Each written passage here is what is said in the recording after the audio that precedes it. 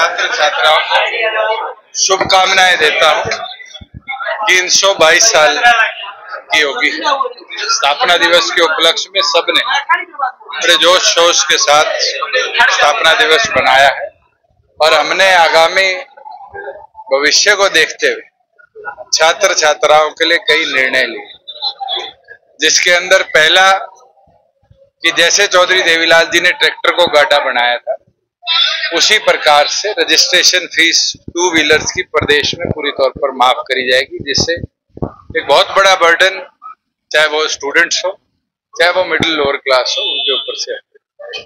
वही दूसरी ओर पर प्रत्येक प्राथमिक से लेकर और यूनिवर्सिटी पास आउट तक स्टूडेंट्स को 5 लाख रुपए की इंश्योरेंस के माध्यम से कवर किया जाएगा, जिसको स्टेट बेयर करे, जिससे जो ये हेल्थ और अलग अलग प्रकार के बर्डन पेरेंट्स के ऊपर रहते हैं छात्र बच्चों को शिक्षा के दौरान, इसको पूरी तौर पर समाप्ति मिले। वहीं जो हमारे अग्निवीर 4 साल बाद आएंगे, आज सिपाही को सिपाही रखने की योजना तो केंद्र और प्रदेश सरकार ने बना दी कि इनको पैरामिलिट्री में और स्टेट पुलिस में जगह मिलेगी। हमने आज वादा किया है प्रदेश में सरकार आने पर हमारे अग्निवीरों को यूनिवर्सिटी के पीएचडी तक की पढ़ाई भी किसी भी यूनिवर्सिटी में निःशुल्क सरकार वहन करेगी, कि जो वहां एज अग्निवीर सिपाही की ट्रेनिंग लेके आया वो शिक्षित हो और फिर अगर वो फौज में जाना चाहे तो अफसर बनने का भी उसको मौका मिले। कई और चीजें ऐसी है, जैसे गांव लेवल पर ट्रांसपोर्टेशन का एक बहुत बड़ा बर्डन बस पास का रहता है, जहां बच्चों को बारी बारी धक्के काटने पड़ते हैं। कई बार प्रिंसिपल के साइन कराओ, फिर जीएम के दफ्तर में जाके साइन कराओ, प्राइवेट बस वाले उनके बस पासेज नहीं मांगते। इस बस पास की सुविधा को भी हम कैंपस लेवल तक अप्रूव करेंगे और कैंपस में ही उनके आई कार्ड्स के अंदर ही डिजिटली उनके बस पास को इम्बेंड करेंगे कि प्राइवेट हो सरकारी हो बसेज में किसी छात्र छात्राएं का कोई किराया ना ले। बीजेपी दावा करे कि 2047 में भारत को विकसित बनाएंगे, आप हरियाणा को कब विकसित बना रहे हैं? मैं तो आज इस प्रयास में 4.5 साल बिता दिए विकसित बनाने के, और बहुत हद तक विकसित हो गया। आज देश की सबसे सार्वजनिक अगर सम्मान पेंशन स्कीम कहीं है तो सबसे अधिक हरियाणा में है, 3000 रुपये। अगर प्रदेश का बेरोजगारी भत्ते की दर देखेंगे तो सबसे अधिक हरियाणा प्रदेश में है।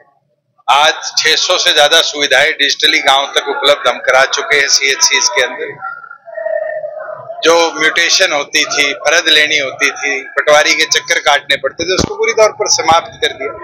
तो बीजेपी तो बहुत लंबा सपना लिए बैठी है। मैं तो ये मानता हूँ 4.5 साल में हमने विकसित हरियाणा बनाया, और समय के साथ जैसे जैसे टेक्नोलॉजी आएगी ये तो और विकसित होंगे। क्या बीजेपी की यही इच्छा है कि जो आज भारत है इसको एक बॉर्डर लाइन बना लिया जाए और 47 तक उस बॉर्डर लाइन को छुआ जाए? मुझे नहीं लगता देश ऐसे विकसित होते हैं।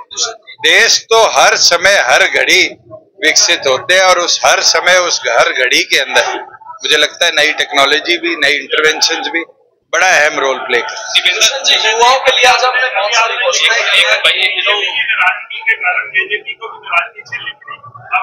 देखो, मैं तो पब्लिकली मानता हूं, सर छोटू राम जी ये कहा करते थे कि किसान कमेरे के काम कराने के लिए सरकार में हिस्सेदारी बहुत जरूरी है, और वो हिस्सेदारी हमने भी ली अलायंस की, और उनके साथ भी मेरे ख्याल से इतिहास में हुआ है। कांग्रेस के साथ जाना उनके जीवन में भी एक सेटबैक आया, और वही सेटबैक जननायक जनता पार्टी और हमारे लिए बीजेपी के साथ जाने में है। मैं तो खेद भी प्रकट कर चुका हूँ।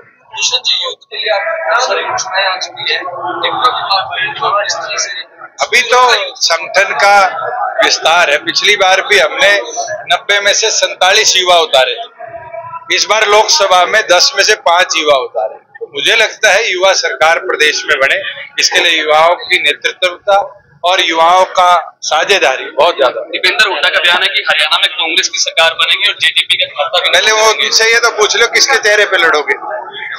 कांग्रेस की सरकार बनेगी ये तो सारे कांग्रेसी कह देते हैं, चेहरा कौन होगा ये तय नहीं कर पाते। बिना दूल्हे के बारात ले जाओगे तो बारात पहुंचेगी?